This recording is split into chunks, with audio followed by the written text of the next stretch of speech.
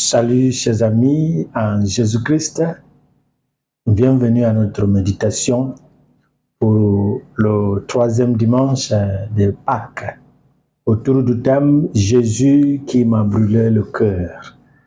Jésus qui m'a brûlé le cœur.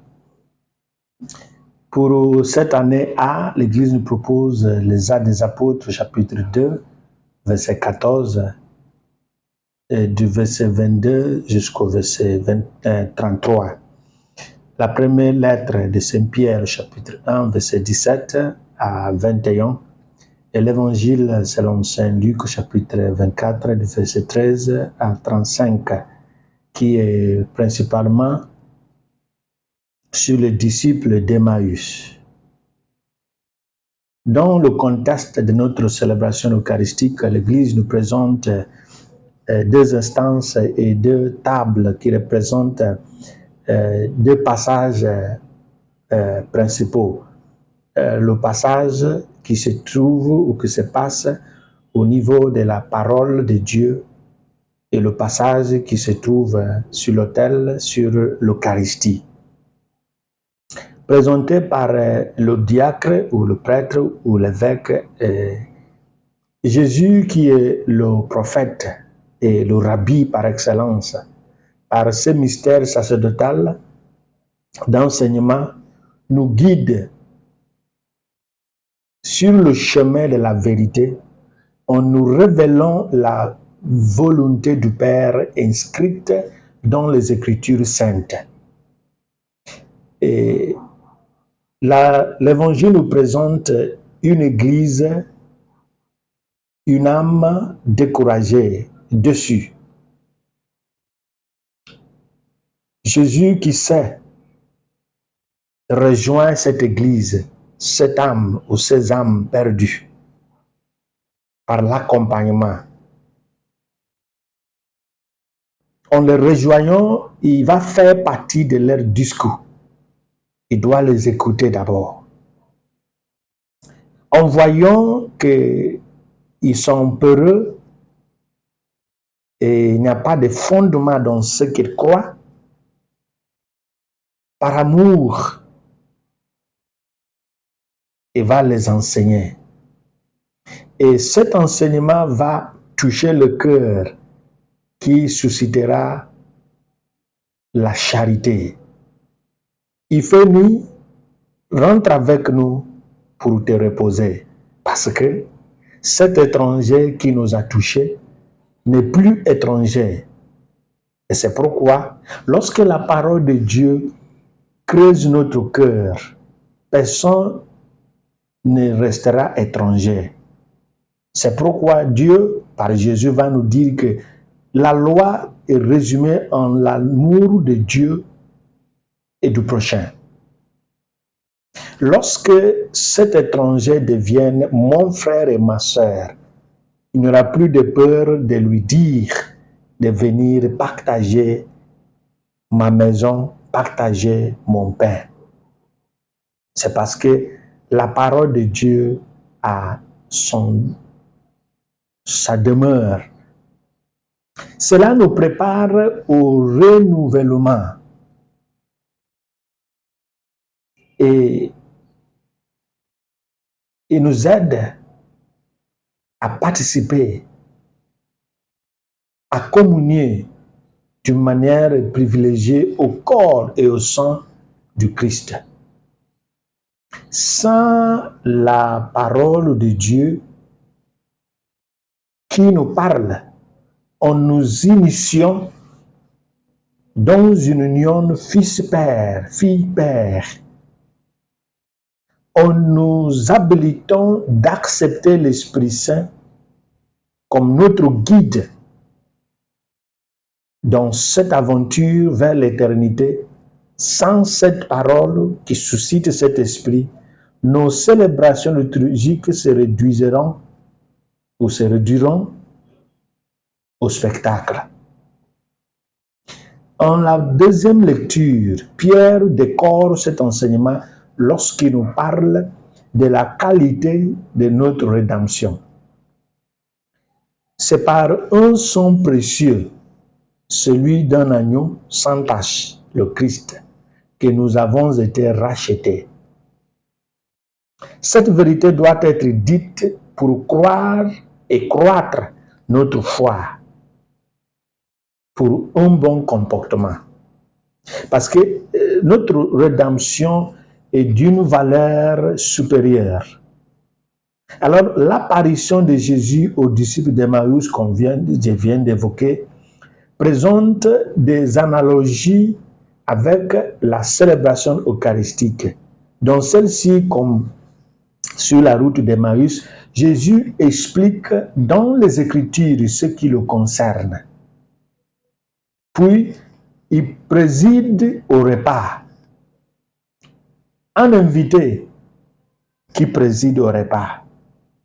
C'est pour nous montrer comment ces hommes lui ont fait confiance. Parce qu'il est étranger, on doit lui donner, mais il a pris le pain. Il a rompu. Il préside au repas sacré où il rompt le pain. La partie de la liturgie de la parole nous aide à dire: notre cœur n'était-il pas brûlant en nous tandis qu'il nous parlait sur la route et nous ouvriez les Écritures.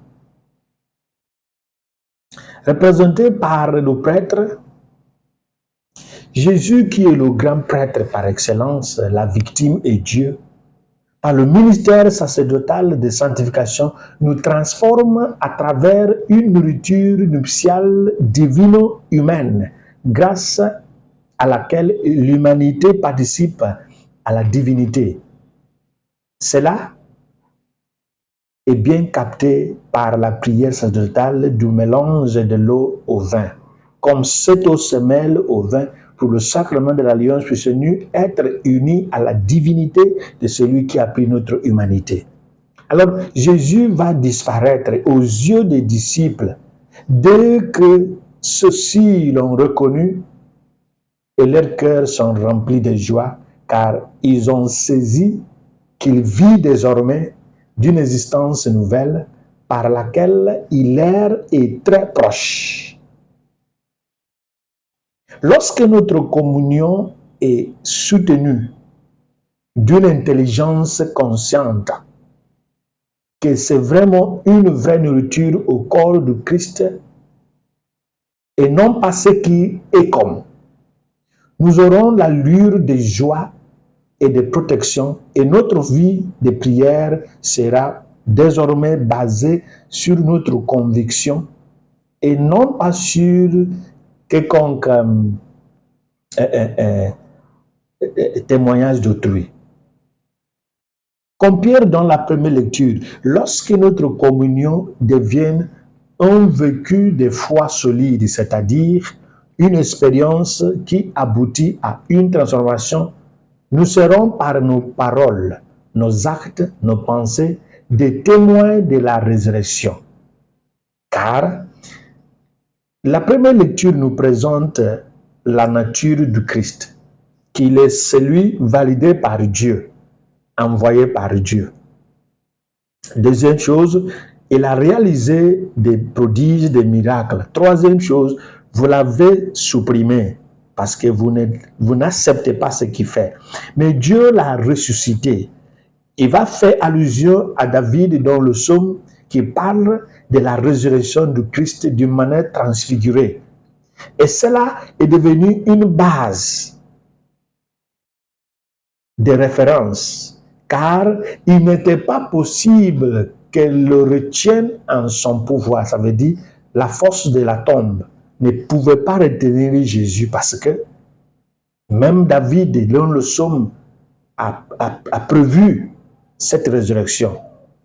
Alors parlons de sa délivrance des douleurs de la mort. David nous donne aussi une preuve à ajouter au tombeau vide, à ajouter à l'expérience de la Pentecôte, à ajouter aux apparitions. Cet alignement côté de la vérité est évident du type du don que nous avons reçu. Après la résurrection, il est monté il nous a donné le don. Et c'est pourquoi, dans la première lecture, Pierre va terminer avec ça. Le signe est parce que le signe est là. Nous qui étions, étions, si vous voulez, timides, nous pouvons parler sans crainte, sans avoir peur. Il a dit, le signe est là, car il nous a donné l'Esprit Saint.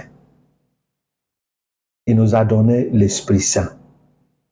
C'est l'esprit de maîtrise, esprit de force, esprit d'amour, et non pas de peur, ce que nous avons reçu.